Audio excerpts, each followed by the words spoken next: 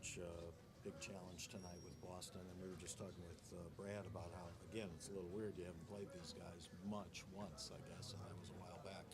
But what can you learn these two meetings here? And of course, you don't know if you would meet in the playoffs, but how do you think, what can you learn in these two games?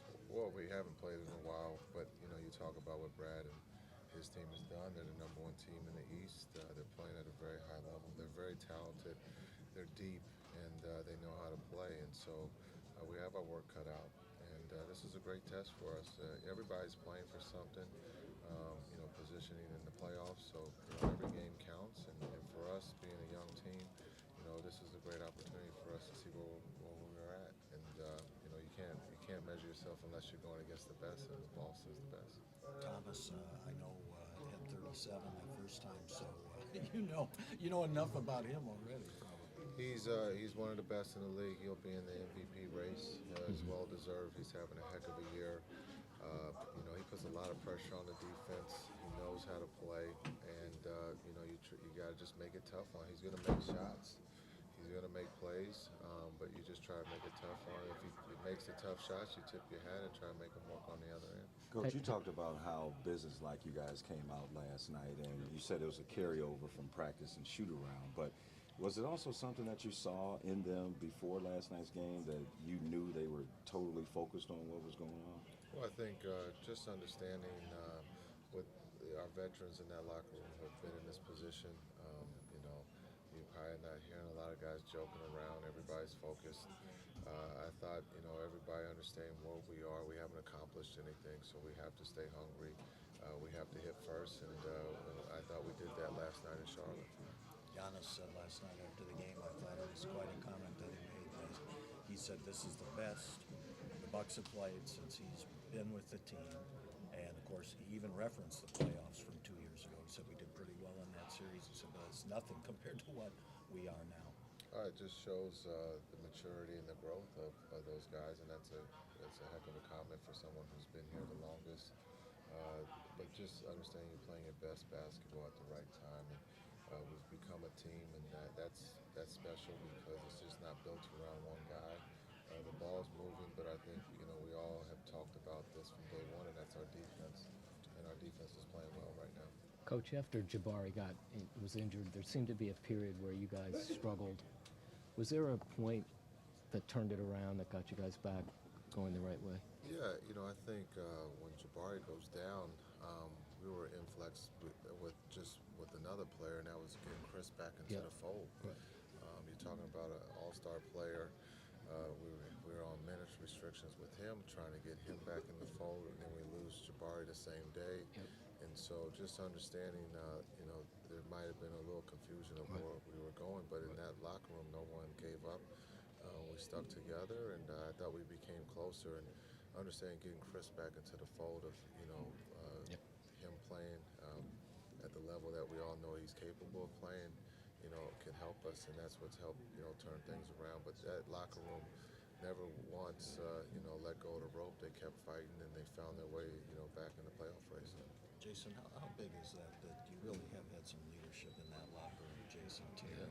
Thinking about Moose, Greg, last year, maybe it was his first year, he didn't feel he could speak up as much, but he's done it this year. How big is that? Well, I think continuity is big, for Moose. Feeling comfortable to talk. Chris becoming a leader. Giannis growing into a leader. Understanding it takes time. There's a process. There's the good and bad, and we're all fighting to be consistent. And hopefully, right now, we're starting to understand what it takes to be consistent. Jason, in terms of Giannis, we've all seen development and blossom into an all-star. But what's been the couple of things that have been most encouraging to you as his coach in terms of what he's been able to accomplish this year? He's a great listener. I think he wants to be great, but understanding the patience, the process. He works extremely hard, and he thrives in the challenge of us putting more responsibilities for him. But I would say his ability to listen and digest what we're saying, to translate it onto the floor, to be given the ball at 21 or 22 years old, at 7 feet tall to run the offense and understand what we're trying to do. Just there's going to be some good moments and there's going to be moments to learn from, and he digests, not just the good but the bad too. So I would again say just listening and being able to take that and put it onto the floor. Was that? Offense really peaks when Chris Middleton is on the floor. Why is he? What are all the ways that he helps you out on that end? Well, one, he goes unnoticed. It's for whatever reason he's underrated, so he doesn't get a lot of attention. He just goes about his business. He's not going to waste any steps. He's effective, can shoot the ball, has improved on his playmaking skills, and loves to play and not afraid of the moment. And so when he's on the floor, he stretches the defense, and he understands when he has that shot or he puts the ball on the floor and drives it and makes a play for one another. So I think he's another guy whose game has expanded since we've been here and who's gotten better. Just understanding what the injury that he's had in a short amount of time on the floor for us. You can see how much we missed him, and he gives a lot of people confidence when he's on the floor. Isaiah Thomas said yesterday that even though the Celtics have the best record in the conference, people still don't believe in them. Do you believe in the Celtics? Believe in the Bucks.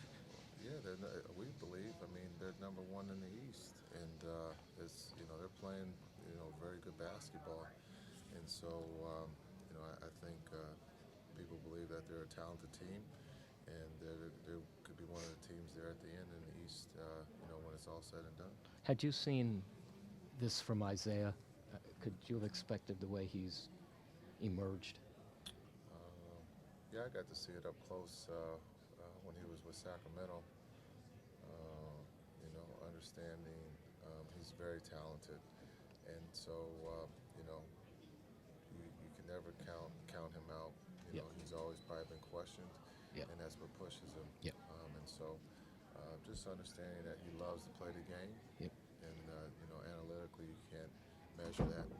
So just understanding that he's a threat. In the way the game is played now, I think it fits him perfectly.